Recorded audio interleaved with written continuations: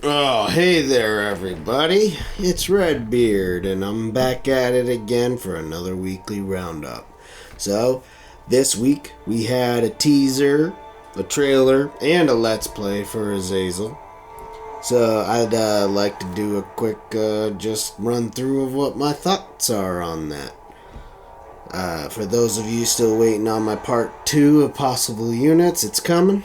Don't worry. Actually, a lot the news reveal as far as like the new units is not gonna change what I was talking about, because in an unpopular opinion, I think just having the mark units and just the Chaos War Shrine as the only truly unique unit is bare minimum.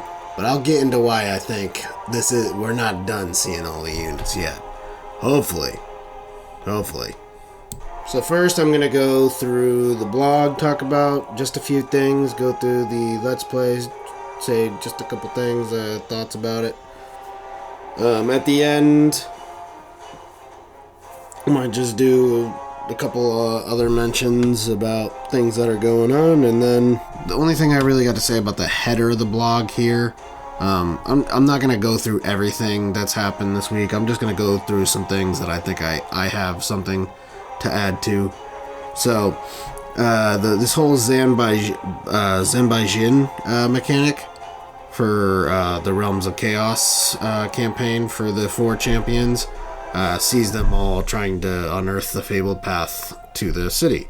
Now in the lore, the city is in Kadatha, and you can't just go there. Like you can go to Kadatha, but this magical path has to open up, and it only opens up for these 4 champions from each god to like duke it out.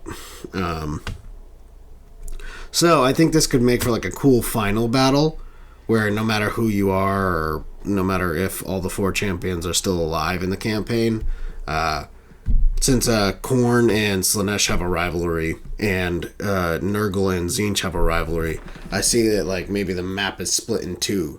Okay, and it happens like tournament style almost. So Azazel and Valkia would be fighting each other on one side, and then Village and Festus would be fighting each other on the other side. And then the victors of those 2 battles converge towards the middle of the map, and then they duke it out, and whoever wins, wins. And that's like, I think that would be a cool final battle for all of them, because you wouldn't have to make individual final battles for each one. It would just be that for all 4. And I just think that would be a really neat final battle. Make for a nice, engaging, and tough one, because you have like these, you have 3 other champions to contend with, and they're all powerful in their own right, or at least should be. But yeah, I hope the mere mention of Zanbai Jin means that Tamarkan will eventually come, because it is his story that Zanbai Jin revolves around. He goes to fight a Khorne, Tzeentch, and Slaaneshi champion, and wins, and is able to absorb all their forces. So like here we see Ursun's roar has shaken the world, and the altar's seal has become fragile. The correct ritual will have the power to shatter it completely, leaving the myriad warrior souls of bygone eras ripe for the claiming. So I wonder exactly what that means by winning the final battle. What happens? So obviously the new currency for chaos. The unique currency is souls, which is cool. Very cool. I'm liking a lot of what I'm seeing generally in this update. And it looks like you spend souls on a lot of things, like getting new units with the Gifts of Chaos and buffs with that, as well as collecting enough to get to this final battle. But anyway, I wonder what that means as like far as what the what do you get out of the final battle winning it? Like, do you absorb Valkia? Like, if you were Azazel, do you absorb Valkia, Festus, and Village into your faction? But then you gotta think, like, how's that gonna work with all these new tech trees, which I'll get into in a bit. So maybe it's just like an upkeep reduction, or maybe you have a bunch of vassal armies spawn throughout the world. hard to say exactly what's going to happen with that, but I like what I'm seeing as far as that mechanic. And I also like that here we see that Urson, or Katerin, the canonical ending of the Realms of Chaos campaign as we know it, Katerin freed Urson, saved the day. I wonder if, and we also know that your champions must forge their path to Zambajin by forcing open the Steel of Healing Scars in the world created by Urson's Roar. Only then will you be able to find the altar of battle and claim the souls for your patron god. So, I wonder if in the Realms of Chaos campaign, if you pick one of these new champions, if the Realms of Chaos game is still going to be going on, since, like, canonically, this seems that that's over and this new chapter is beginning. Because it looks like you can open where the portals would be in the Realms of Chaos, but you open them to help you forge a path to Zambajin in this campaign, which sounds interesting. Yeah, I really appreciate that there's like a canonical ending too. I really like that. But yeah, just seeing Zambajin in game gives me warm, fuzzy feelings about the chances of Tamarkan coming and all he could bring, like rot beasts and maybe as a legendary hero, Kha'Zix the Befouled, and toad dragons and pox maggoths, the Maggoth riders themselves, chaos ogres, etc. But yeah, seeing this Zambajin mechanic and seeing Azazel's Immortal Empire start makes me more confident in my placement for Festus and maybe Village, but less so with Valkia. Valkia could be in the Northern Waste, which still makes her the farthest from Kadatha, but is now almost equidistant with the other lords, with Village being the closest. Now, maybe Zambajin isn't even accessible once you get to Kadatha. Seeing as you have to find the path to the city, you can't necessarily go there. Maybe this mechanic is purely in Realms of Chaos, and you won't have this same victory condition in Immortal Empires. I knew once I saw Azazel's faction and army buffs being so centered on subjugating humans, he wouldn't start in the Southern Chaos Wastes like I originally thought. I guess the Southern Chaos Waste is just going to be open territory for Oxyodal and maybe Kairos if he wants to go shore that up before he goes into the Southlands, or maybe even Lustria. But yeah, Azazel starting in the Tower of Krak, which is a great launch-off point to the Empire, or Kislev, or perhaps Bretonnia. And then in Realms of Chaos, he starts right by the Great Bastion, so he's got two very interesting spots. But yeah, Festus in the Middle Mountains, I feel pretty confident about that. Valkia, I thought maybe could start by the Great Bastion, since her loreful tribe is from the Eastern Steppes. But she fights, Dark Elf so much, I thought maybe she could go to Ironfrost Glacier. But now, again, with this mechanic, at least in Immortal Empires, I think she will probably start in the Northern Wastes, because that puts her at a kind of equidistant from Kadatha. But again, if the Zambajin mechanic isn't even in Immortal Empires, then it doesn't matter, and she can go over to Ironfrost Glacier anyways.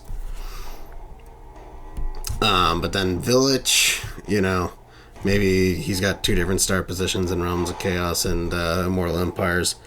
Immortal Empire still has no pressure on the Great Bastion from a Legendary Lord, so somebody's got to go there. Village, I think, is the top candidate. Maybe Valkia, but then, I don't know. I think Village is still going to land there in Immortal Empires. Realms of Chaos, Azazel's there. So, maybe in Realms of Chaos. Well, he could go closer to Averheim in the Empire in Realms of Chaos, because he sieges Averheim in the lore. So, that could be a pretty cool Realms of Chaos start. Down by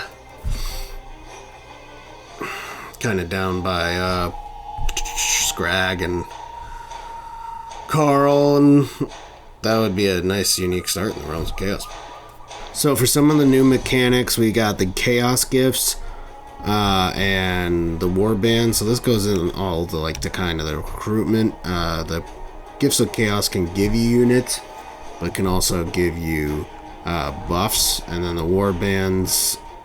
So I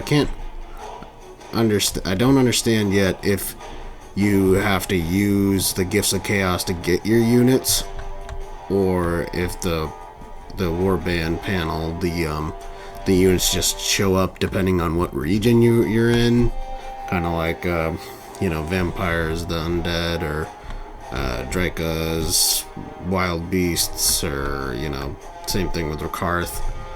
I don't know if it's like that, or if it's because in the Gifts of Chaos, there's 4 different options where you can use your souls to buy units.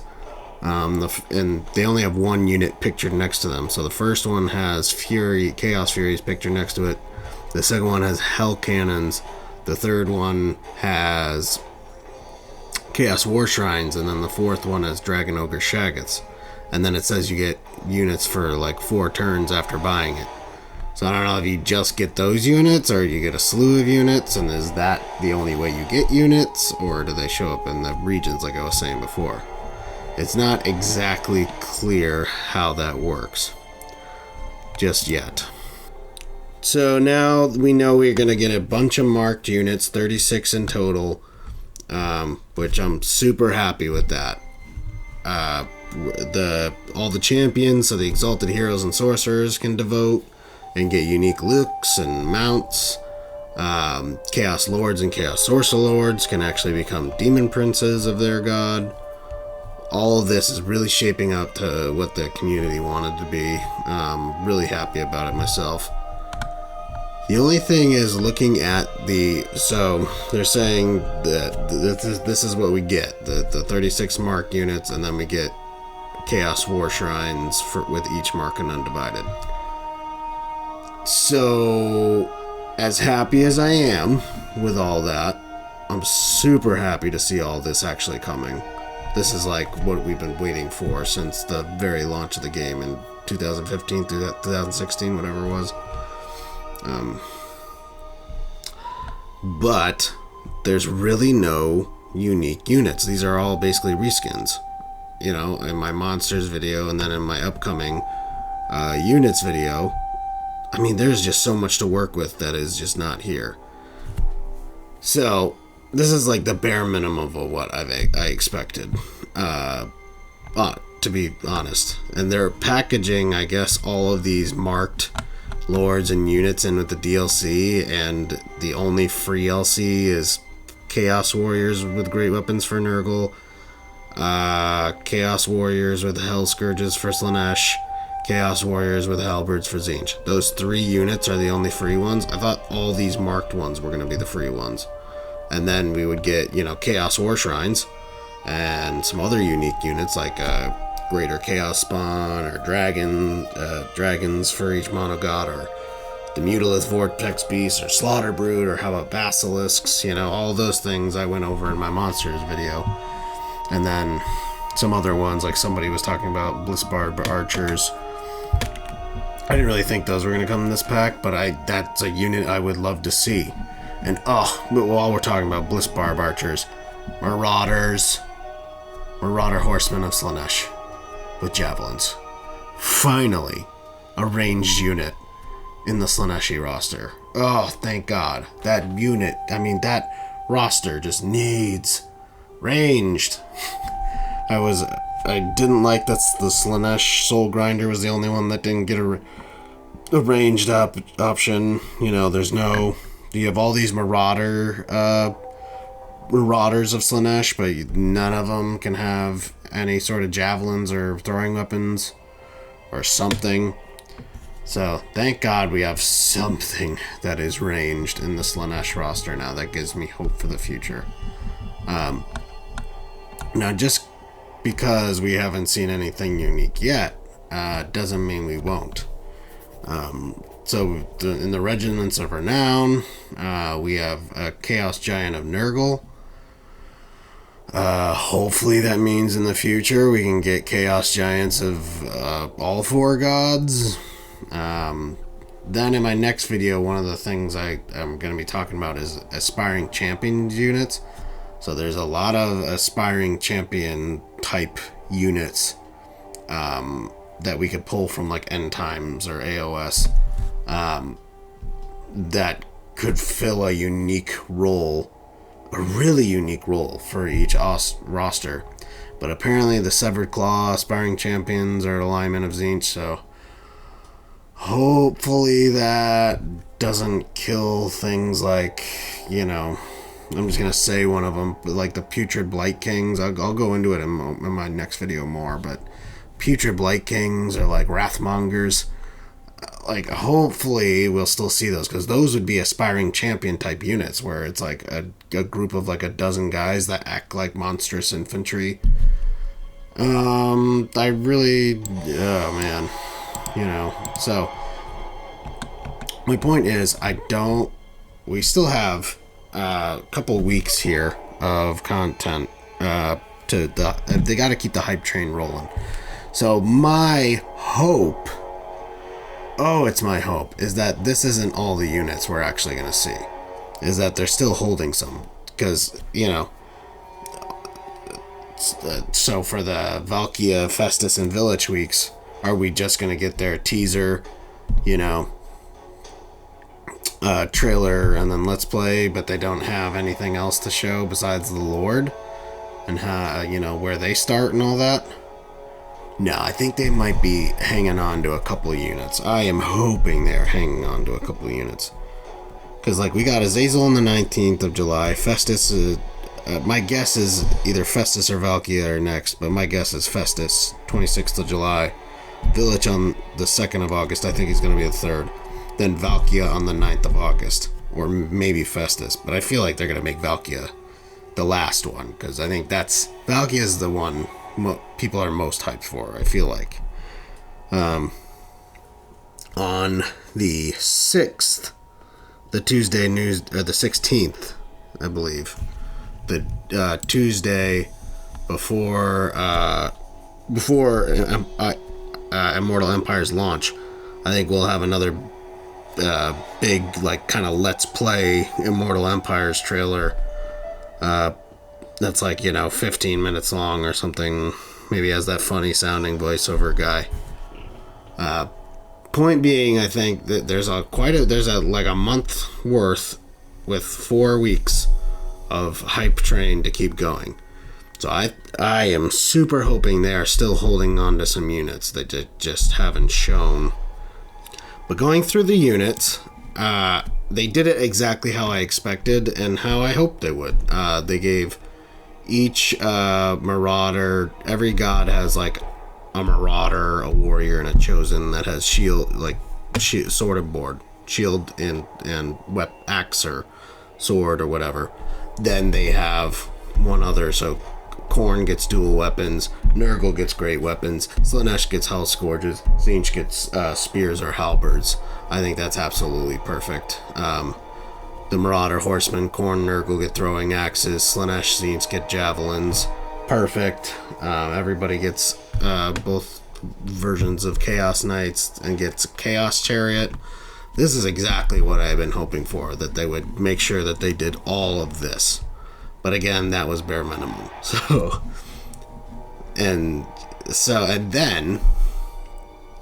we have Chaos Lord of Khorne, Chaos Lord of Slaanesh, Chaos Sorcerer Lord of Nurgle, and then Chaos Sorcerer Lord of Tzeentch. Then we have Exalted Hero of Khorne, Exalted Hero of Nurgle, Chaos Sorcerer of Slaanesh, Chaos Sorcerer of Tzeentch. At least for Nurgle and Slaanesh, I was definitely hoping that we would get Exalted Heroes and Sorcerers and Chaos Lords and Chaos Sorcerer Lords. Tzeentch and Khorne makes sense enough to me that Khorne would only have an Exalted Hero and Tzeentch would only have a Sorcerer, right? Same thing with the Lord options. But at least for Nurgle and Tzeentch, I mean, mods can just add the other option in anyways, so whatever, I guess, but kind of disappointed they went that way, I guess. And then for their mount options, we know sorcerers, at least from the Let's Play video, sorcerers can get war shrines as mounts. Mwah. That is something I suggested in my last video, in the monsters video. Great. And it looks like the undivided option for sorcerers, if you go that way, gets a manticore as an option. So I think that's a nice offset too. I wonder if the sorcerer lord maybe gets a dragon instead of the manticore. We'll see how that plays out. But yeah, for the Chaos War Shrines, now that we know they're all getting marks, I was thinking, so besides having some similar buffs to like the Mammoth War Shrine, maybe it could have some bound spells depending on which god it pertains to. So for Slaanesh it has, Phantasmagoria and Lash of Slaanesh or something, and Tzeentch's, well, maybe not Tzeentch's Firestorm, but that might be a little OP. But maybe it has, the blue fires of Tzeentch and pink fires, or Gleam Magic or something. And then Khorne obviously doesn't have spells, but maybe it could, there's Hellebron's ability where she, her aura, every enemy rampages, and all allies get bonuses to armor piercing and melee stats and whatnot. So maybe Khorne could get something like that on the War Shrine. That could be pretty neat. But yeah, a couple other mentions, things I noticed. People were talking about the Demon Prince sizes. So Azazel, I heard a lot of people saying looks human sized. Definitely when I'm looking at it, he doesn't look human sized. He definitely is quite a bit smaller than the Demon Prince formerly known as Yuri. And all the Demon Prince's variants we've seen since Warhammer 3 launch. But he's a little more the size of Orion from the Wood Elves than a man. He stands quite a bit taller. I think a couple heads taller than Chosen, which are already quite a bit taller than Cathayan men and Imperial men and whatnot. So I think this is great too. Maybe the Warriors Chaos, all their Demon Princes are just smaller. I don't know if that will make them still large entities. I think they're large enough to be considered large entities, but at the very least, it will make them harder to shoot, which is a huge problem with the Demon Princes currently. But also less likely to be just poked by a bunch of infantry in combat. So it's just basically they'll be harder to hit. I think Valkia will be around this size too, maybe a bit smaller than Azazel. Another thing, Chosen. We've seen the Chosen of Slaanesh having these glowing purple weapons. I really hope that all of the Chosen have glowing weapons like this. Red for Khorne, green for Nurgle, and blue for Tzeentch, and obviously purple for Slaanesh, which we already know. I have nothing else to say about that particular thing. I just hope they all get those glowing weapons like that. That'd be really, really cool for the Chosen to have that.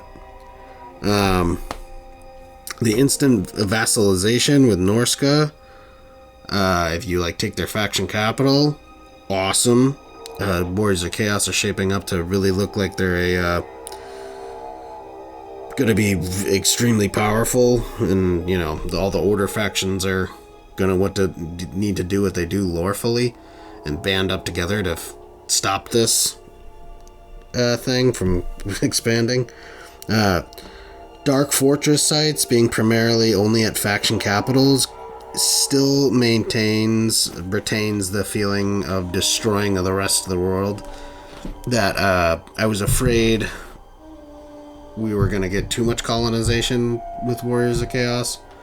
I was hoping that they would do something along the lines of what Beastmen could do, which is exactly what they've done, except you don't get to place it wherever. It's at the specific sites. which I think is perfect. Perfect. So we've seen that Azazel gets his own unique tech tree for Slaanesh for Warriors of Chaos. So I think Warriors of Chaos will get 5 tech trees, right?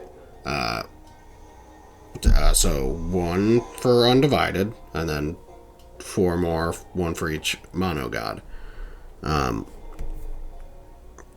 Then obviously the Demons of Chaos mono gods will all have their own tech tree. So I think that'll make for 9 different tech trees, right? So one last thing, I've heard a lot of people talking about the Azazel model. I think it looks amazing, from the tail to the toga to the necklace thing, the wings, the feet, the horns, even the face. The face is the one thing that kind of throws me off. See, He looks kind of how he should. He looks like a mix between Joker and Azog.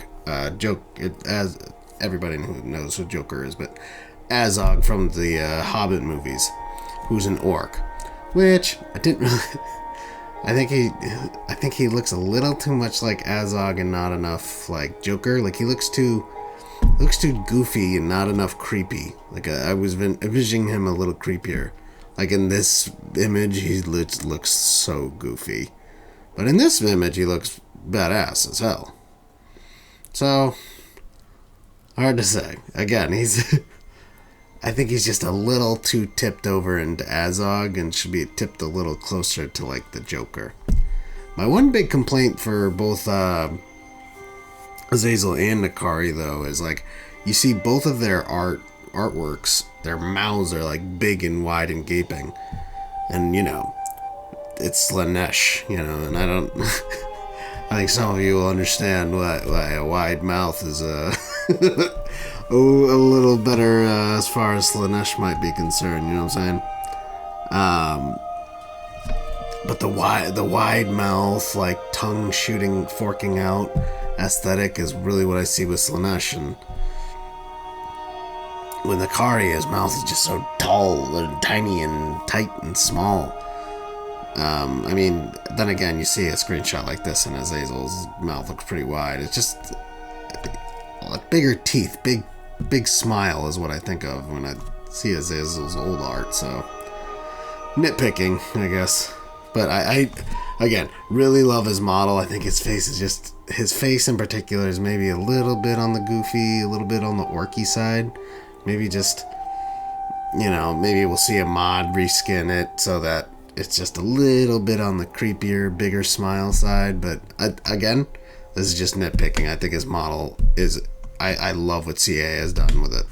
To wrap it up, I think what we have from CA here is a super strong base that modders can do a whole lot with.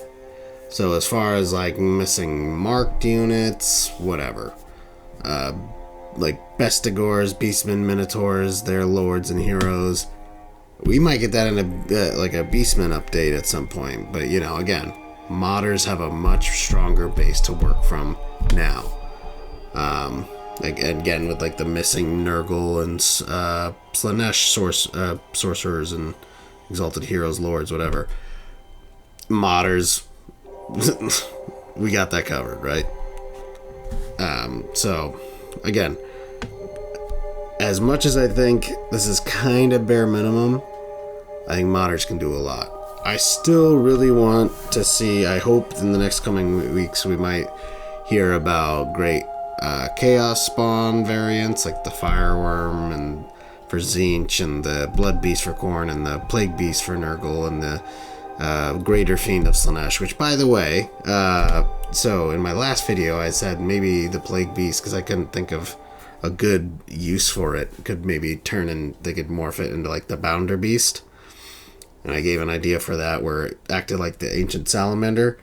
But I thought more on it, and the plague beast, what if it worked sort of like a hybrid between the undivided greater chaos spawn and a bloated corpse? So like it would be unbreakable, right? It would be tanky. It would go in, it would fight, and eventually when it dies, it blows up. But not only does it create an explosion like a bloated corpse, but it also leaves a lasting effect, poisoning enemies over time, or maybe even potentially turning them into Chaos Spawn or something cool like that. I think all the Chaos Spawn could maybe get an explosion ability, maybe a bound ability that could potentially turn other units into Chaos Spawn. Because anything that gets close to a Chaos Spawn is in danger of becoming one itself, depending on the amount of gifts, quote-unquote, that Chaos Spawn has.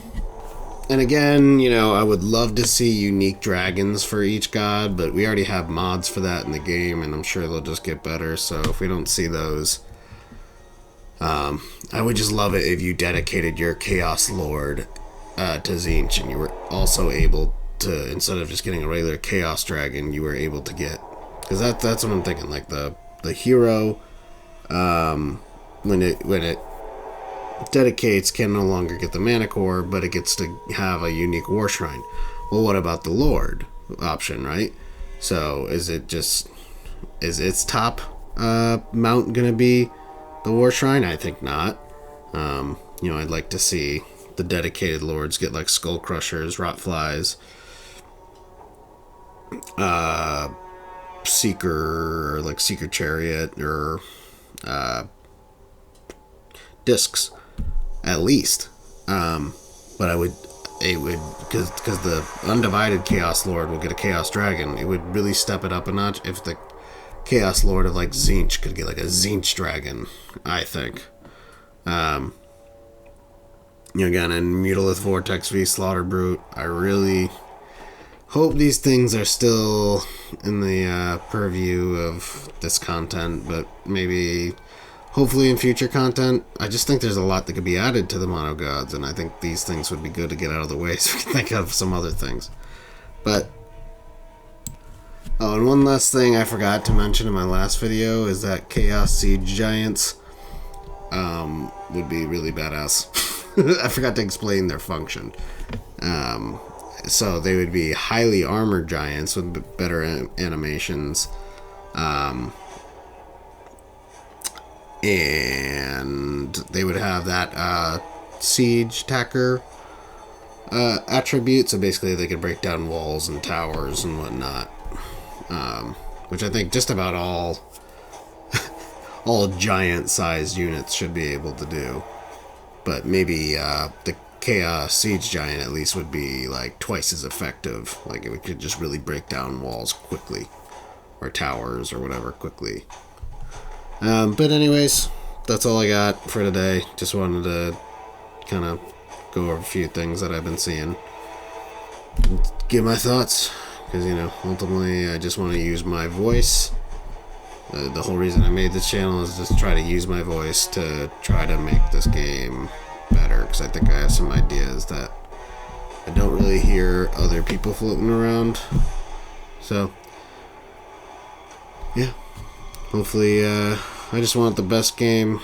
This is like the greatest game ever, so I just want it to be the best it can be, and for all of its players to be the best they can be. So wish you all the best, my peeps that are listening. Thank you if you are been following me through all these videos. Very much appreciate your time, your support, and good luck to you all. Goodbye.